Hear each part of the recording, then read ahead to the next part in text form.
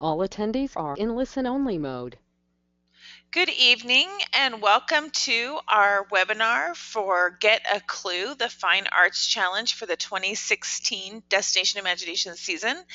My name is Kate Donnellan and I am the affiliate director for the state of Colorado, and I will be facilitating the meeting this evening.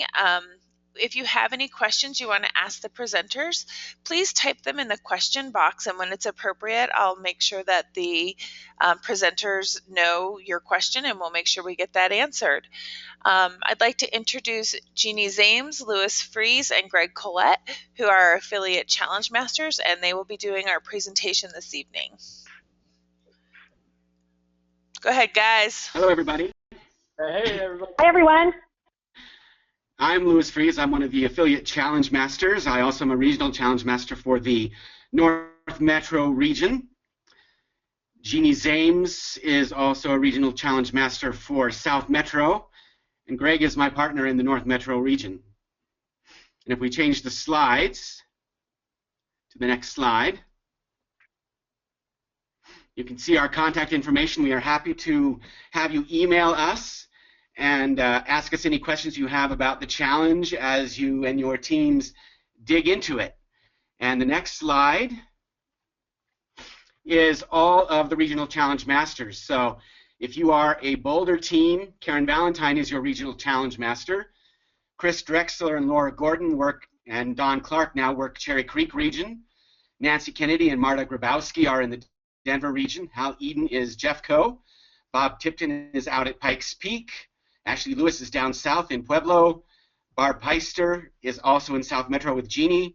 Erica Max is in the Southwest, and Deb Brown is in the Western Slope. So that's all of us. So you can also contact any of the regional challenge masters to get specifics about your particular region.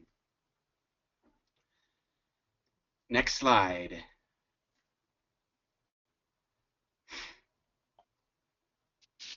All right. So I'm going to talk a little bit today about what is DI success, and this is something that we've really been focusing on as looking forward to this year in competition. Really kind of thinking about success in a much broader term than just the competition itself. So one of the big things that we've really been stressing, we want to stress to all team managers this year, is really to kind of look at the different ways that you can define success. And one of the big ways to find out about those different definitions is really to have a discussion with your team members. Really look at the challenge, dissect the challenge with your team members, and really have the team develop what they see as a success. You know, one of the big things about DI is that there's going to be some failures. You're going to try new things. Sometimes they're going to work. Sometimes they're not going to work. And really, those times when they don't work can be hard times for a team. And so if you set from the very beginning talking about what success is and how you can really learn from those moments where it doesn't quite go out as planned, those moments can still end up being successes. And so we really want to emphasize to team managers this year to really kind of look at it in a much bigger picture. So yeah, I mean, just having fun can be a huge measure of success.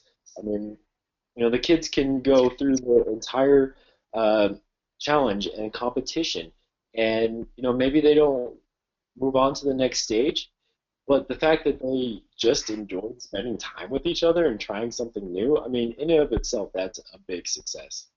You know, learning a new skill, that's one of the big things to really kind of focus in on.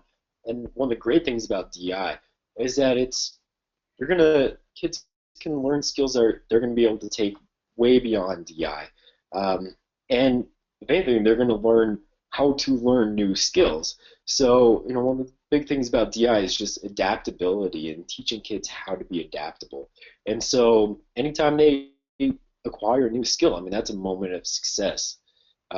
Same with teamwork. I mean, that's one of the biggest things of DI is really how do the team members all come together with their various different skills that they have and their interests, and how do they combine those together, and how do they work through some of those group dynamic issues that may come up or anything like that.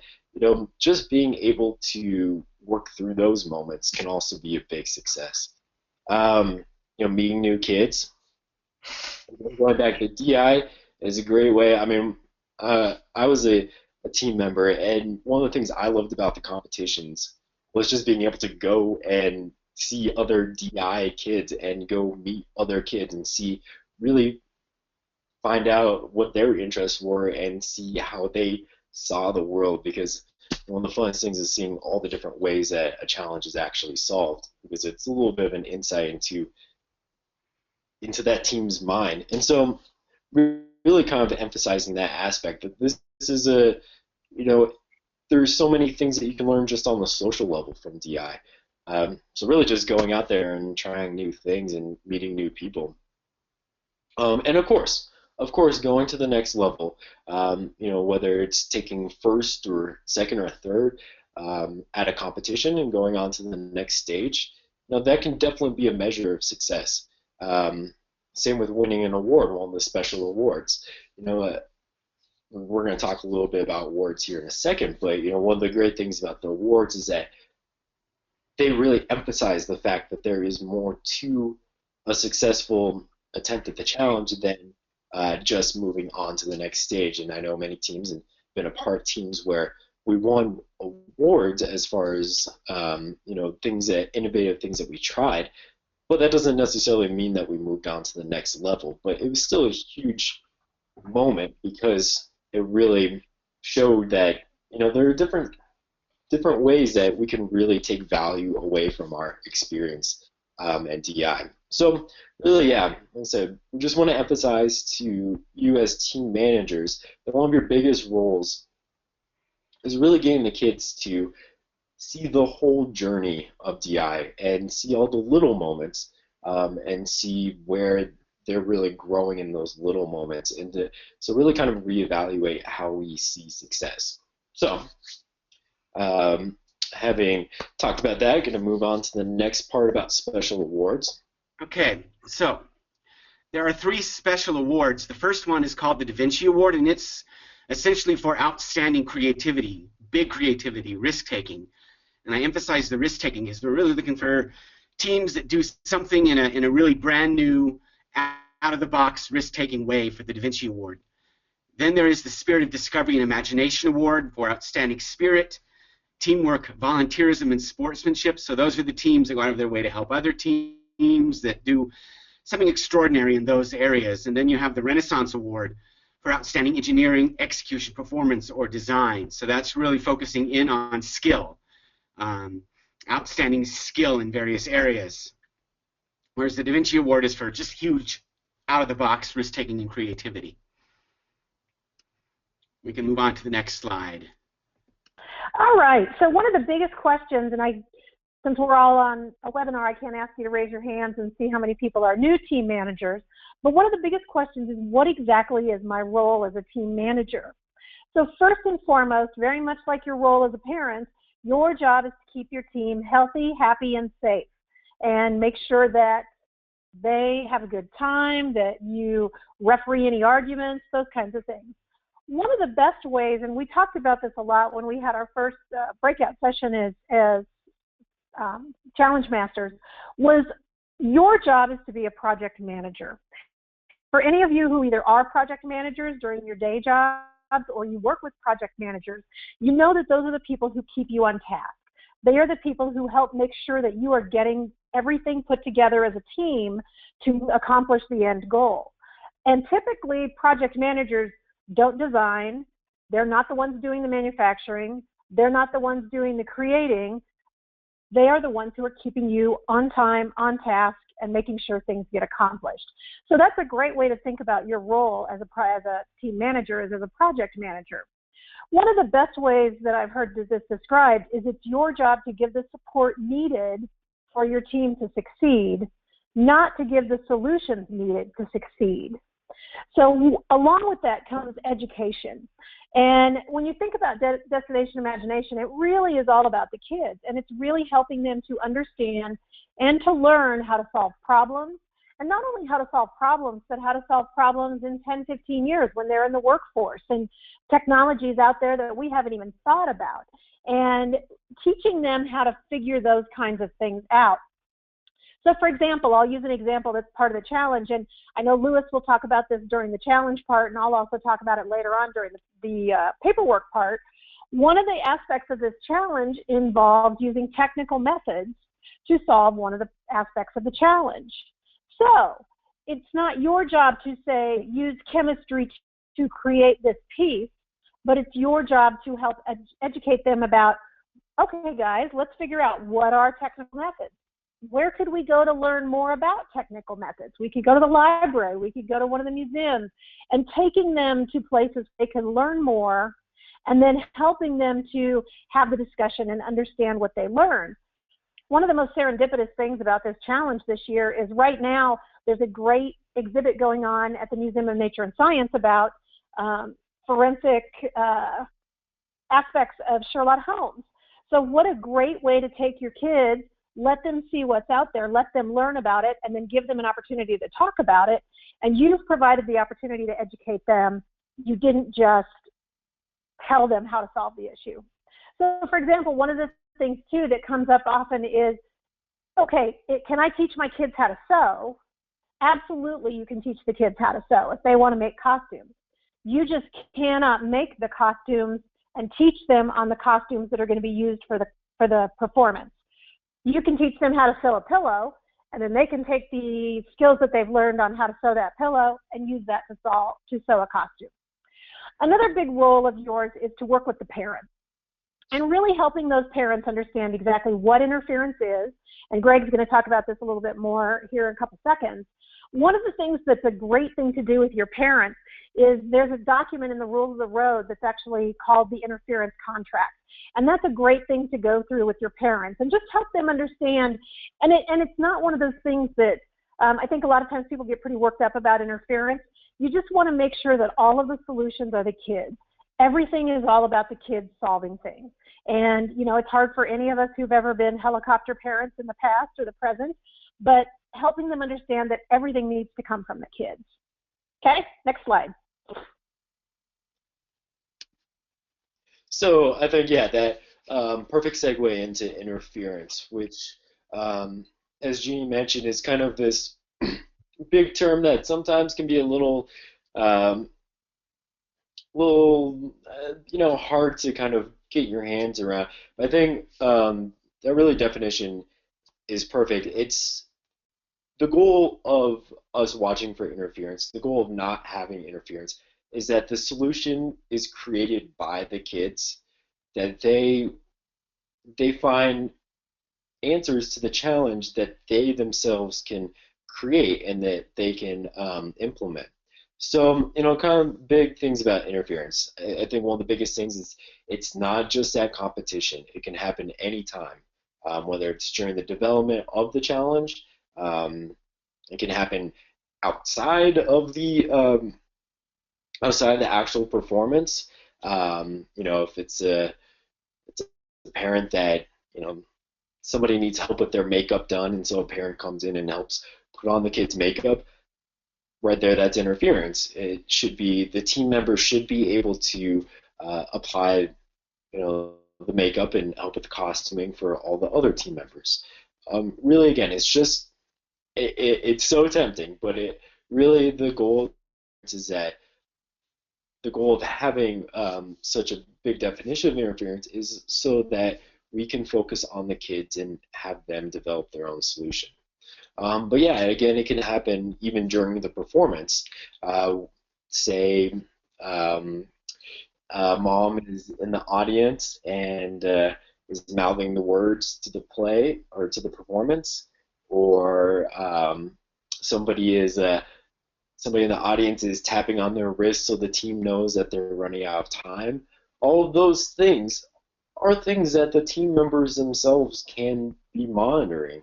You can have team members that can be listening to see if the other performers are loud enough, or keeping track of time. Those are all things that the kids can do, and I think really want to really emphasize is making sure that the kids are the ones who develop the solution. You know, and I think some of those ones are a little more obvious. I think it gets really kind of tough when it comes to the ideas and solutions aspect of it. Really kind of, you just need to be very careful as a team manager not to ask very leading questions. Again, yeah, going back to Jeannie's example, asking what is a technical method, not telling them that this is a technical method. So really, I think one of the big ways to really kind of look at it is, again, ask a lot of questions based off of what is in the challenge, pulling directly from the challenge. Also, just asking broad questions to get the kids thinking and coming up with their own solutions. It's very, it's tempting to direct them in a particular path, but really those very open-ended questions are going to be the ones that ultimately allow the kids to show off their skills and their interests, and not have it be directed by your own interests. So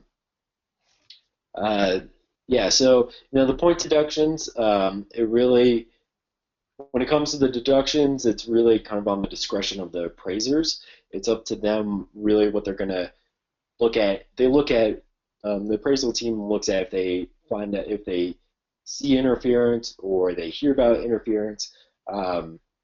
It's up to them, but they're really kind of assessing how much the interference actually affected the solution to the challenge. How much did that interference alter the way that the kids ultimately solve the challenge? So that's really kind of how the point deduction system works. And it's one of the hardest things. Appraisers are very, a lot of us have been doing it for a very long time, and we definitely can, we know the difference between kids that are really excited and enthusiastic about a solution that they came to themselves versus kids who have a script on how they're going to talk to the appraisers and make sure that they don't let slip that somebody's dad helped them build the set or things like that. I think as an appraiser, it's always so exciting to talk to those kids that develop the solution themselves and were passionate about that solution, because you can see it shine through. And so, that's one of the other things too, that when it comes to the question and answer time, and that's really for the kids to show all the hard work that they put into. And again, going back to the idea of success, this is their time where they can show all those little successes to the appraisers that the appraisal team, they won't see that when they're just watching the performance. And so, kids that have a script when it comes to the conversation after the performance, it's really, one, it's very obvious. And two, it just kind of takes away from allowing the kids to really show off and be excited about what they were able to do. So again, with I think just kind of the guiding rule with interference is is this going to change what the kids would have come to the solution themselves? I mean, we want the kids to be able to arrive at their own answers to the challenge, and really, again, it's just focus on the kids, let the kids do it. I mean, that's the big thing. They're going to fail. It's going to happen, but that's okay. It's a learning moment. So definitely, yeah, it's hard, but just got to sit on your hands sometimes. So that's my little part about interference. I'm going to move on to the challenge itself.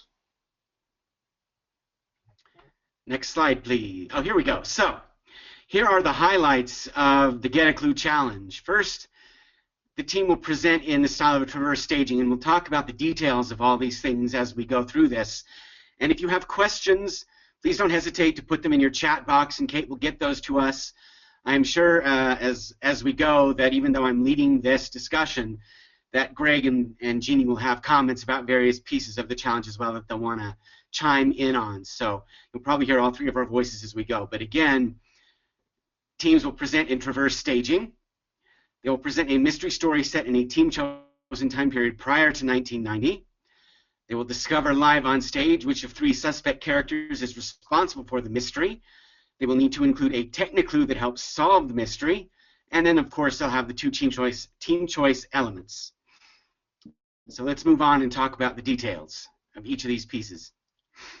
So here you have a picture of what the room setup will look like for Traverse Staging, and you will see that the audience will be on two sides of the performance area. And so teams will have to work their blocking and so on to allow for the audience on both sides of the performance area to see it effectively and understand the challenge effectively. And we'll talk more about Traverse Staging as we go. Teams will arrive in the prep area, move from there to the staging area, and then into the performance area. Appraisers will be all over the place looking at what the teams are doing. They may move around the performance area to make sure they're seeing everything. So your teams just have to be ready for that. This is a nice picture. Next slide, please. So one of the things in the live version of this that we did, 2 weeks ago, we actually set up our presentation room in Traverse Staging. And I can certainly attest from my perspective, and I'm going to guess that Lewis and Greg feel the same way, it was really hard. And it was very tough to get used to. And we would all just kind of stand in, especially during the first session, definitely stood in the same place. And it took, I think we were kind of in a groove by the time we were done with the second one. But so one of the things that you guys may want to think about as team managers is what can I do maybe in my basement or in my TV room or in the gymnasium at the school, wherever the kids work and practice, to set up a Traverse stage and almost, and make them use that for practicing instant challenge or practicing their big challenge. So no matter what they're doing, they're really getting used to performing to an audience in multiple locations and thinking, and just getting so that that's second nature for them by the time they present. Yeah, I think that's a great point.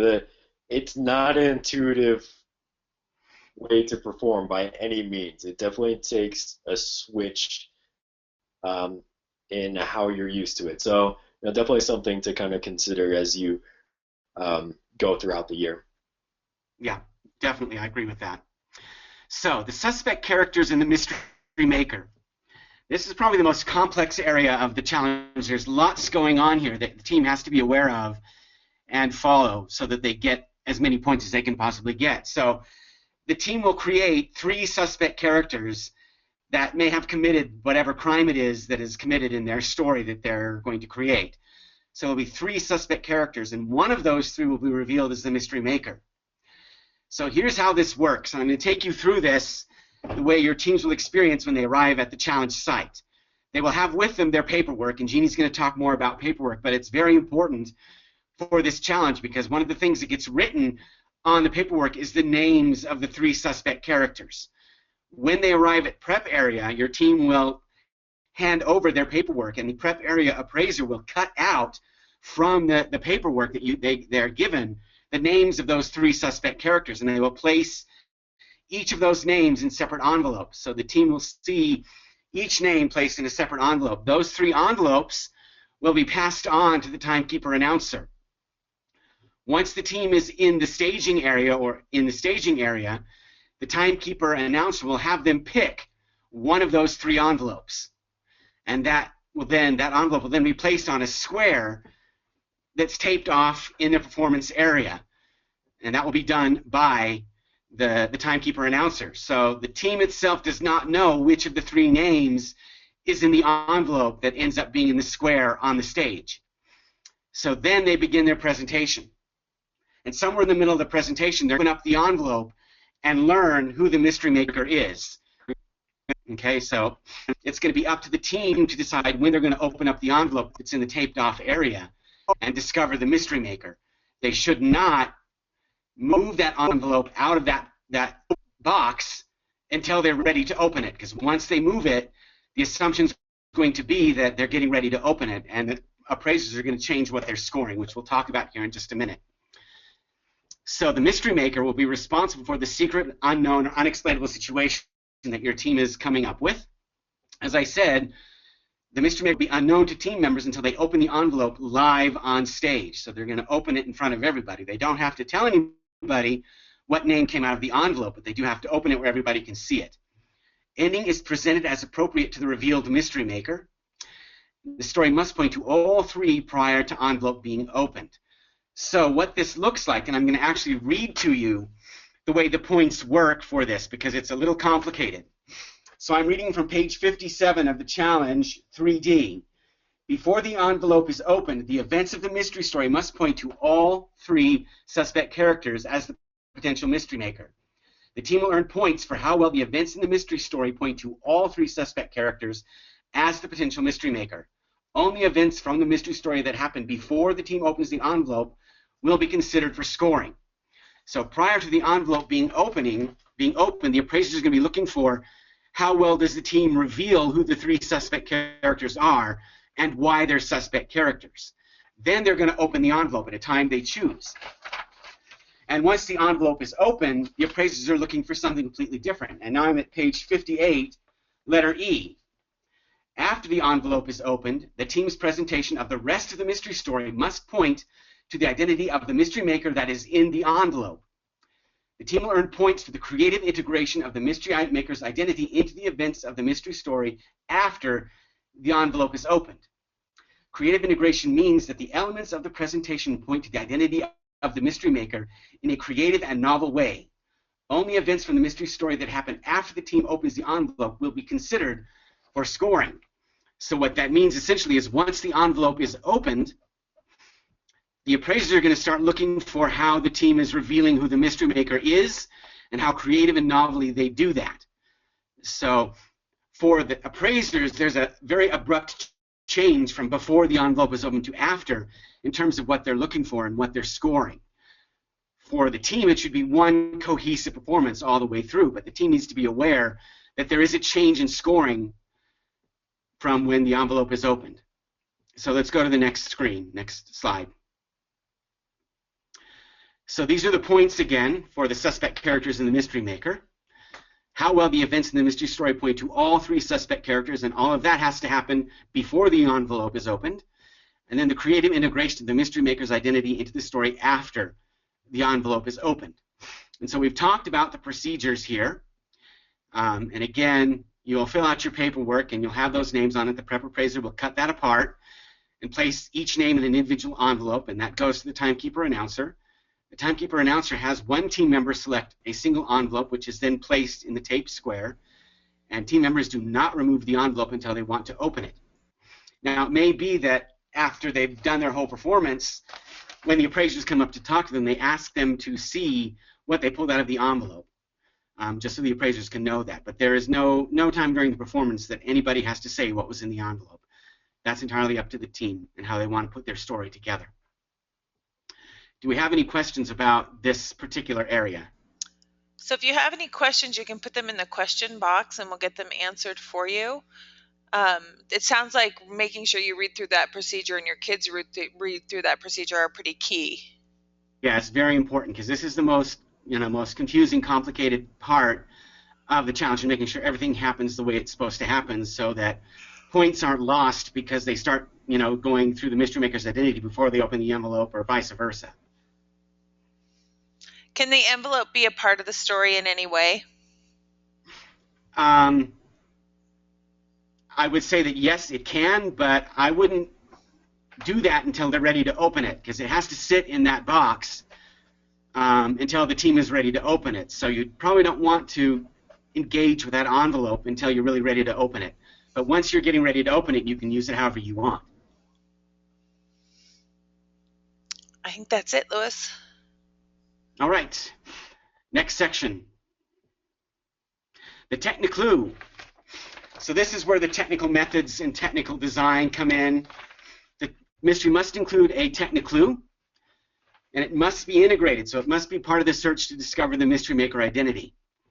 It uses technical methods, and some of the technical methods that are highlighted in the challenge itself are chemistry, computer science, electricity, hydraulics, mechanical engineering, physics, structural engineering, mathematics. This is not an exhaustive list, so there are many, many other technical methods out there that your team might discover in their research going online, however they come up with this, but some kind of technical method needs to be chosen and used and needs to be identified on the paperwork so that the appraisers know what technical methods the team has gone after. Also with the Technic Lou, there are two different ways that the Technic Lou can be presented. The first of these is it can either the Technic Lou can function using technical methods, or the Technic Lou can be revealed using technical methods. So it can be part of the Technic Lou itself, or it can be the way the Technic Lou is revealed. So there are two different ways the teams can think about how they want to do the Technic Lou. Next slide, please.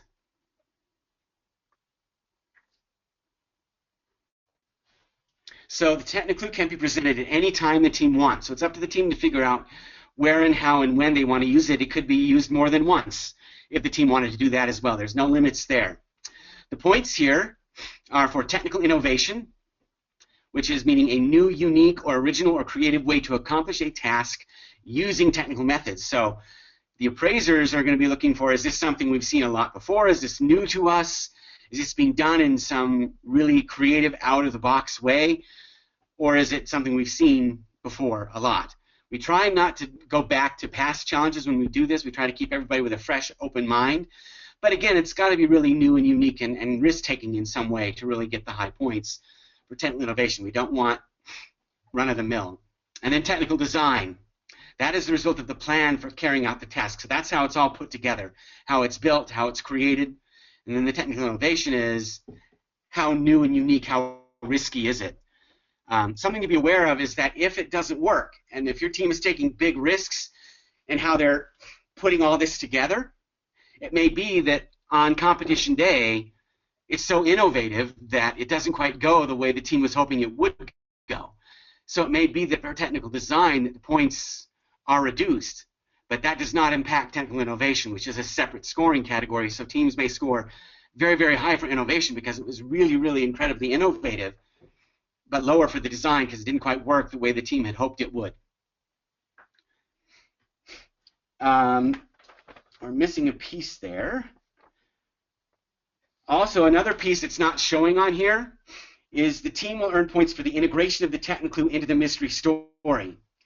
Integration means that the Technic Lou plays an important part in the mystery story and helps in solving the mystery. So it can't just be sort of sitting on the side of the stage looking pretty. It's got to be used in the story. It's got to be integrated into the rest of the story. So make sure that your teams are thinking about that integration piece. Integration is very key to how we do things in Destination Imagination. We want our challenges to everything to be fully integrated and feel like one cohesive story. Go ahead. Next slide.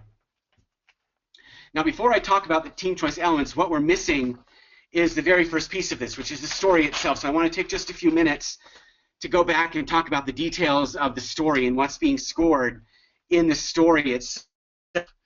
So as we said in the highlights, the team will have to choose a time period before 1990. They're going to need to research this time period because part of the scoring here is effective theatrical portrayal of the team chosen time period. So we're going to be looking for how well does the team portray the time period they've chosen through their costumes, sets, script, all those different kinds of things that they can use to portray whatever time period they choose. The time period can be just about any time period the team can think of. It can be very narrow, like a particular year, like 2000, well, not 2001 because that's out of the range, but maybe 1990, or it could be very broad, the 20s or the 50s, or whatever the team chooses for a time period to be can be the time period. It just has to be before 1990. The other piece of the story is that it must be set on Earth during the time period chosen. The setting must be located in a place that can be identified on a current or past map of Earth. So it has to be something that we can find on a map, either a current map or any map, past or present, of Earth. So that's something you need to keep in mind. It can't be something that is theoretically imaginary. It's got to be something we can find on a map. It may be some place that doesn't exist anymore, like, for example, in Europe, back in the past, during the World Wars and so on, Yugoslavia and Czechoslovakia, I can't pronounce it, existed as real countries. But since that time, those countries have broken into other smaller countries, so they don't exist anymore on current maps as countries, but you can still find them on maps in the past. So teams could use a Czechoslovakia or a Yugoslavia as their location on Earth if they wanted to.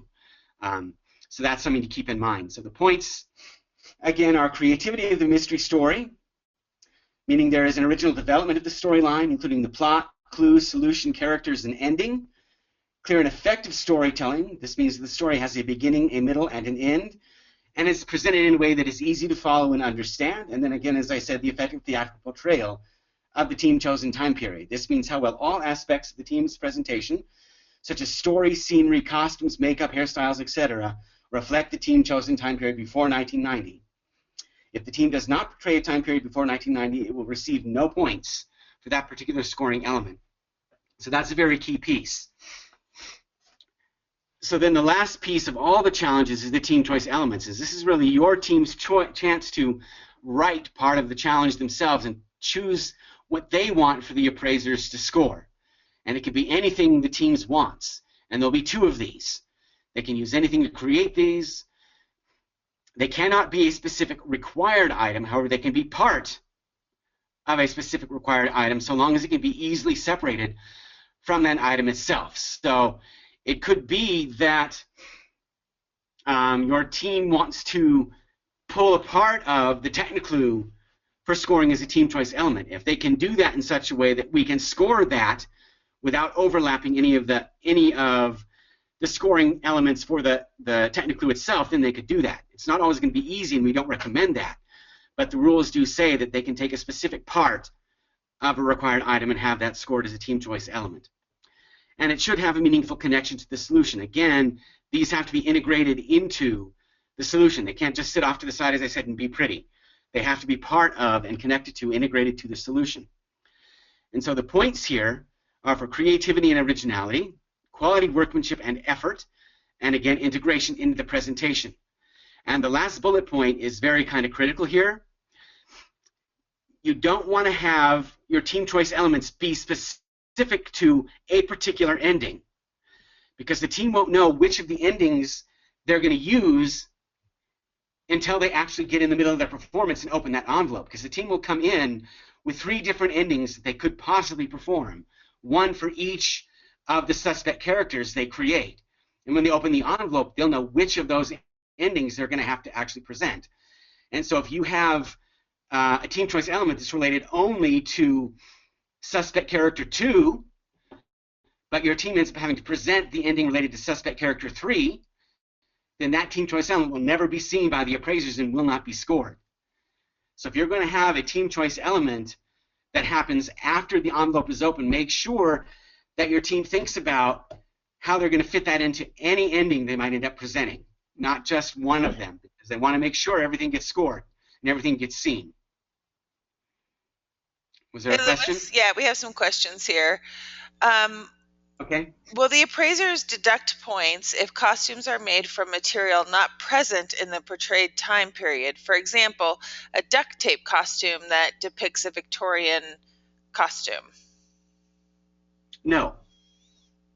What we're looking at is how does the costume portray the area. So it can be made out of duct tape, and if it looks like a Victorian costume, that's what we're going to see. That's what we're going to score. So no, we wouldn't deduct points for materials that may be out of the time period, because what we're going to look for is the overall effect. How does the costume fit the time period? How does it look? Does it look like something that would be in the time period, irrelevant of what it's made with? And then another question is, aside from being in a specific location, city, or country on a map, does the detailed setting need to be real? Like a school cafeteria, do they need the name of the actual school? No, no.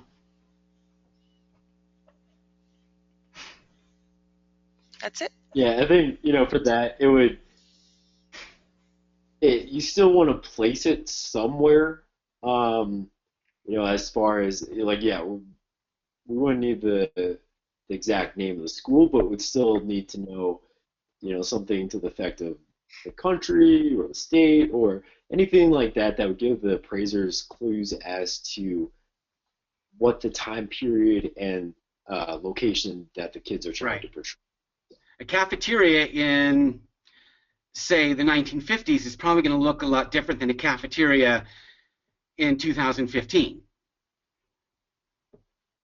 in terms of how it's set up, in terms of all that kind of stuff. So that might be how they reflect the time period. What I will say is this: if there are any clarifications that your team needs about exactly what constitutes a real place, take that and ask for a team clarification through the DI website. And then our International Challenge Masters, who have the final say on how all of this is interpreted, will give the team an answer. And that answer will be what we follow. And that will be the answer that is followed at the state competition and certainly at globals, should teams get that far. So they are the ones who make the final decisions about how we interpret all of the different pieces of these challenges. So if there's any question the team has about what something should be, they should go to the team clarifications on the DA website and ask for clarification from the International Challenge Masters to get the final word. Okay. Other questions? Nope, there aren't any more right now. All right. Move on. Paperwork. All right. So paperwork has become my favorite topic, and I did prep at 3 of the different tournaments last year, and so I have become the paperwork evangelist. So if I can get everyone who has attended one of our trainings to do their paperwork correctly, what a happy place things will be in March and April. And I think sometimes people think paperwork's kind of boring, and it's just like, oh, yeah, we got to fill out all these forms for DI. These forms are critical. What these forms do is they tell the appraisers what to score. So, for example, for this challenge, a key piece of your scoring will be about the mystery. There is a space to tell us what's going on with the mystery. There's a place to tell us about the characters. There's a place to tell us about your Technic Lou. So all of these things, this gives you your chance to tell the appraisers what you want scored. And we want to err on the side of giving as many points as humanly possible. So we want you to tell us what your challenge is about and what are the important parts and all of those kinds of things. So, and Louis mentioned this earlier, paperwork is so important for this part of the challenge because the mystery maker portion of the challenge must be completed in the paperwork. So that way we know those 3 characters, we have those 3 pieces of paper, and we're able to put those in the envelope. And you can help your team fill out your paperwork. This is not something that, you know, occasionally I've had a team manager say, well, that's not my job, I can't help them. And it's like, no, you can. So just like being a project manager, help them fill out that paperwork. And it's something that definitely you don't want to wait until the last minute. So, okay, let's go to the next slide. Okay, so because like I said, I think sometimes people think paperwork's kind of boring. I decided I'm going to make this kind of fun, and we're going to make it memorable. So these are the 7 deadly sins of paperwork. So one of the first ones that happens to us all the time and just happened over and over and over again last year, and it was awful for us because it really impacted scoring, is what we call double dipping. So for example, using one element for scoring elements in 2 places. So we had a lot of teams who would say, well, I want to use this for my team choice element, and then I also want to use this for my artwork. So one of the things you should really be careful of is making sure that you're not double dipping. We even had some teams who were triple dipping, and they would come and say, well, I have this amazing thing and I want it scored in 3 different places. So that's my first deadly sin. The second deadly sin is vastly vague. So sometimes we would get things, so I'll use last year as an example. Last year was about a fairy tale. So one of the very first question was, tell us about your story and tell us what makes it a fairy tale. And we'd get things like, well, it's just like Frozen. Well, okay, I can tell you I have not seen Frozen, and I don't really know the story of Frozen. So as an appraiser, that was really tough for me because it was like, I'm assuming things are cold or they wouldn't call it Frozen. But beyond that, I don't really know what those key elements are. So that's an important thing for you guys to be able to make sure and you know, just describe those key elements, Tell us clearly what they are. If you could have one of your children standing there telling the appraisers about it, that's the same things you want to have in that piece. The next one is the opposite of that. So the third deadly sin is writing my first novel. Actually, Barb Peaster is my co-RCM for South Metro, and she and I even used to coach together, and she said it was really funny, and it wasn't until she started appraising that she realized her kids would do extra sheets of paper, and they'd have things stapled on, and tons and tons and tons and tons of details. We have, as appraisers, we have about 5 minutes between challenges to read this. So we want to get to the key points. We want to know what we need to look for. We want to know what is describing what we want to look for, and that really helps us do our job. So, you know, we appreciate the first novel, but it makes it tougher to really narrow down in what we want to do. Okay, my next deadly sin is the paper saver. We ask you to bring copies. So typically you're going to have between 5 and 6 appraisers for each challenge. So again, we have 5 minutes or so to look at that paperwork. So if you can bring 5 or 6 copies, I think it's 5 is what's required, that is so valuable to us, instead of each one of us having to kind of huddle around one piece of paper and try to read and figure that stuff out. So that's my 4th deadly sin. All right, let's move to the next page. And the 5th deadly sin. Prep time is paperwork time. When we have a lot of teams who show up with either very vague paperwork or they haven't filled things out, and they want to use that prep time to fill out their paperwork. That is such a big problem. Sometimes we have, 20, 30 teams scheduled for a day, and anytime we have to take more time in prep to fill out paperwork, that just causes delays. Now, for any of you team managers or parents, you know that when things are delayed, that immediately causes kid angst. And so we end up with kids who are stressed unnecessarily because the paperwork's not filled out. It delays us as we're trying to get the teams through. It means that the kids have to dance longer and do the hoochie coochie, or what's the dance? The tootie ta longer while we're trying to get the paperwork done. So having your paperwork done on time and before you get to prep is so valuable for everybody. So the next one is technical methods. Last year we had technical methods was one of our pieces. Out of the 3 tournaments that I did prep on, I can count on one hand the number of teams that actually indicated what their technical method was. So a lot of times it was about the illusion.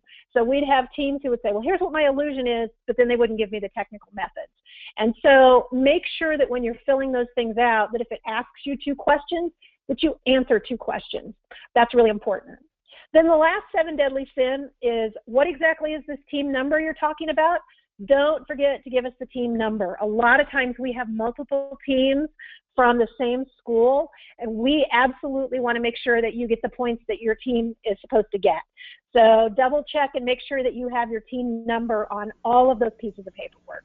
So there's my 7 deadly sins of paperwork. Any questions on paperwork? So yeah, so I'd like you to clarify how you can help with paperwork, and when helping with paperwork is interference. So the exact question is, last bullet says we can help them if they fill out the forms and we review it and let them know how to clarify or cut it or help edit it. Isn't that interference? Their middle school team. So what you can do is you can help them, ask them the questions and go through this with them. We don't want you to fill out the paperwork for them. So even though you've seen them do their challenge and you know exactly what they're doing, I don't want mom sitting in the kitchen table filling out this paperwork. I want the kids to be able to fill the paperwork out.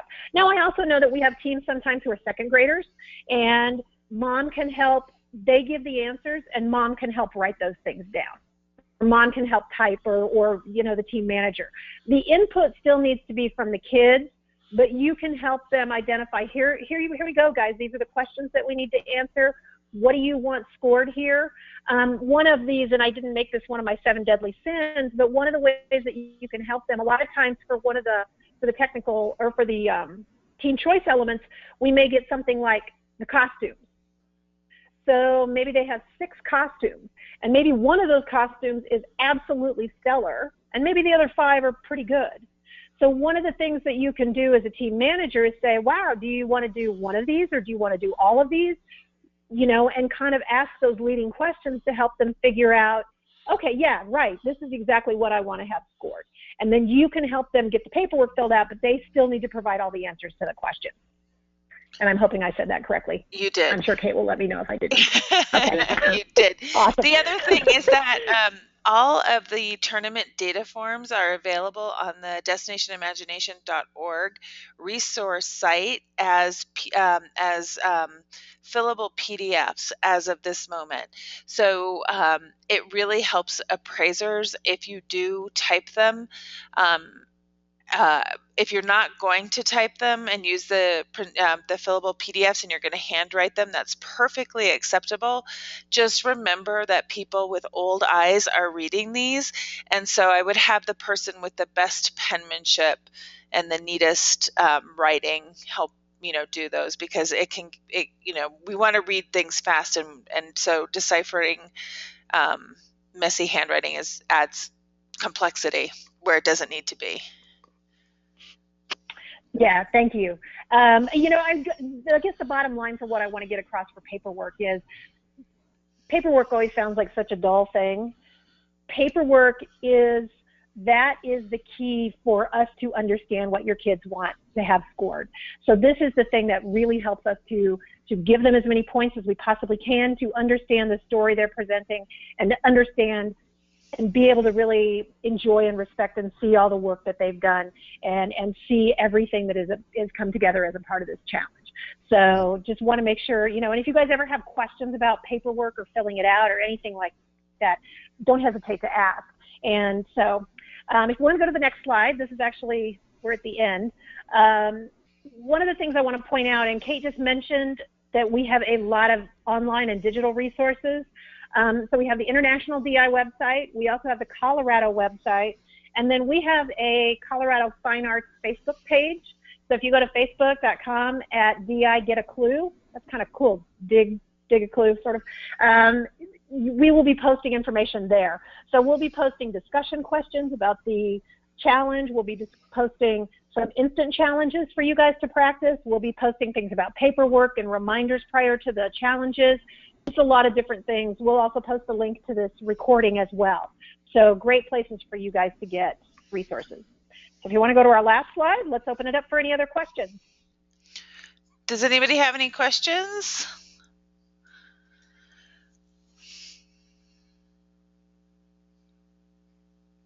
Okay, if you do have questions, so anybody that was on this call tonight, I will be sending you the link to the slide presentation as well as the Get a Clue challenge